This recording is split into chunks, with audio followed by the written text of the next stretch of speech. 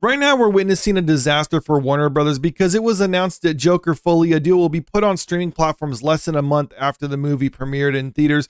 Now, obviously, this is because the movie hasn't been performing at theaters. It had a terrible opening weekend and a record-breaking box office drop for its second weekend for any comic book movie. So Warner Brothers is trying to recoup their losses and actually make some money on streaming platforms.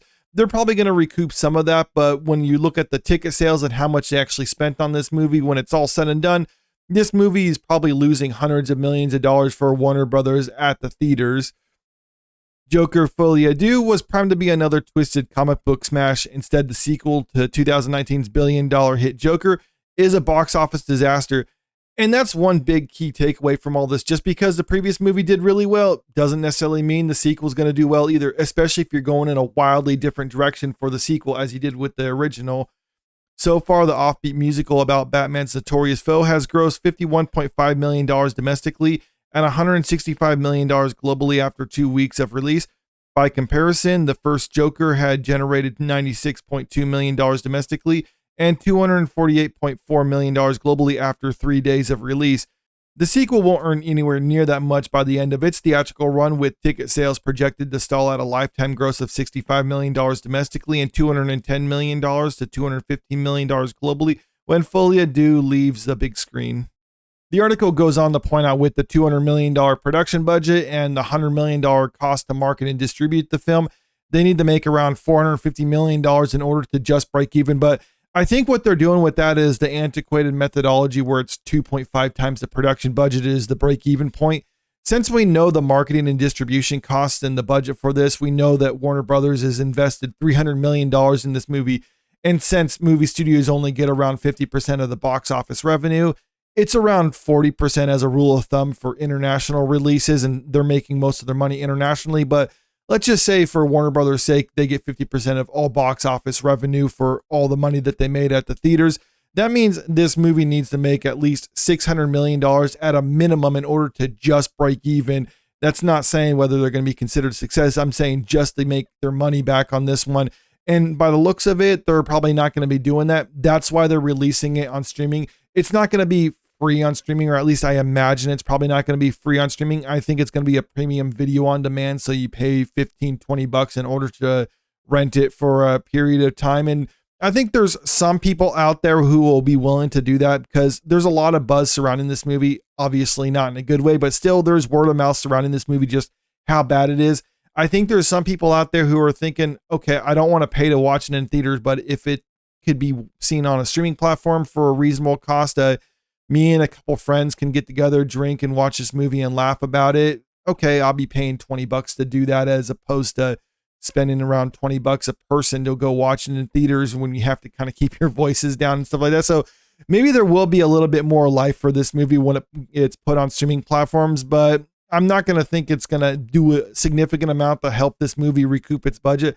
I still think this is going to be a considerable loss for Warner Brothers Discovery, but I don't know, maybe somewhere down the road they can license it to other streaming platforms and make some money that way, because just licensing it on a streaming platform alone won't actually save them since Warner Brothers owns HBO Max, and I'm imagining that's where this is going to go.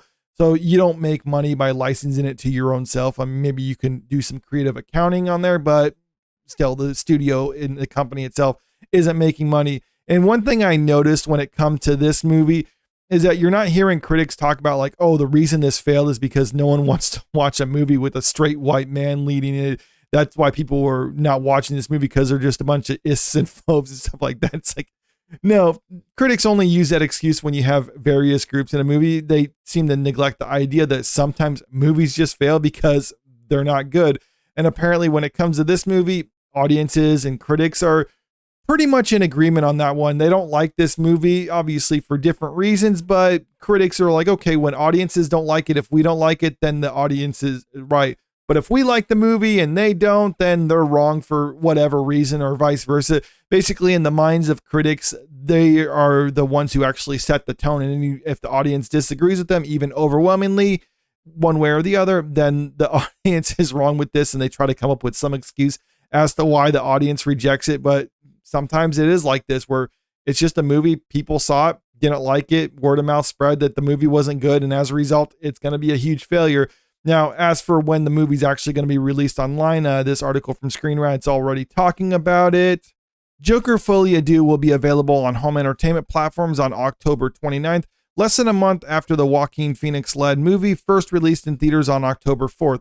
By comparison, the sequel's predecessor debuted in theaters on October 4th, 2019, and was not available on digital platforms until more than 2 months later on December 17th. For the time being, Joker Folie is still playing in theaters. And most people will say this is a sequel that didn't need to be made, but at the same time, I'll push back on that a little bit because I didn't think the first movie was something that needed to be made. When I first heard about it, I was like, we don't need an origin story to the Joker. Are they just scraping the bottom of the barrel, or are they just going to tell origin stories for every villain in the Batman's Rogues Gallery? That'll never work. Penguin, for instance, do we need a show about Penguin? Well, I'm watching the show right now and actually really enjoy it so far. So I think anything could work if handled in the right way. Now, this sequel, I was hesitant about it when they were saying it's going to be a musical and it's going to be different than the previous one. I was like, okay, I'm not necessarily sold on it, but at the same time, when I was watching the trailers for it before, I even made some videos talking about it where I was thinking like, I'm not really excited about it, but I can see how they can make it work. And if they're doing what I think they're doing, I think it could pull it off if handled in the right manner. I was just kind of taking a wait and see approach, just hearing about word of mouth. Even when critics were saying that the movie wasn't good, I was like, well, yeah, that's critics. They didn't really care for the first one either. So I'm willing to hold off my judgment until audiences can get a chance to watch this movie. And if the audience reaction is pretty good, then maybe I'll give it a shot. Come to find out, the audience reaction to it was terrible. And as a result, this movie sank. And I think that's the biggest takeaway from all this, is that word of mouth is king. No longer is the days where people are actually listening to the professional critics. I think audience reactions are what makes or breaks a lot of movies. That's why you get a lot of media outlets complain about review bombing and other things like that. Now, like I've said before, I think review bombing does exist to a certain extent, but I think it is basically just a consensus opinion of the audience. So if the reaction is overwhelmingly negative, I think that's the audience reaction, or I think it's fair to assume that the audience reaction is overwhelmingly negative. You can't get something that's popular that everyone loves and then try to review bomb it to the point where it has a low score. It just doesn't work that way. So that's why I say audience reactions to a lot of movies like this and word of mouth is key. And also something that Warner Brothers can learn from this is don't just make a movie because you want to make money. Like, yeah, obviously when it came to the first movie, they wanted to make money. That's why they gave Todd Phillips the budget to actually do it, or at least they gave him a part of the budget in order to do that movie. Todd Phillips made the movie because he wanted to make it. He had a story he wanted to tell. Joaquin Phoenix liked the script, so he was doing it because he thought there was an interesting story to be had there.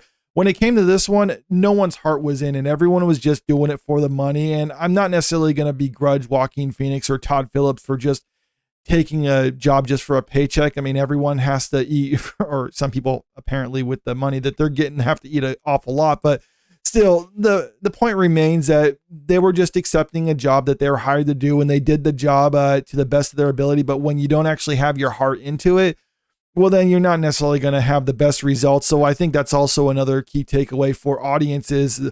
Don't watch movies unless the people working on it actually have a passion, have an interesting story they want to tell, and just trying to push a political agenda, I don't think is necessarily the best way to do it. Not that I'm saying that's what they did with this one. This movie, though, is just an example of when you're just thinking about the dollar signs that you can make when you're setting out to make a movie, then it's probably not a good recipe for success. But let me know what you think about all this in the comment section below. And also, if you haven't already, make sure you click that subscribe button if you want to stay up to date with the latest entertainment news. And don't forget to click that like button and share this video out there because it really helps out with the channel.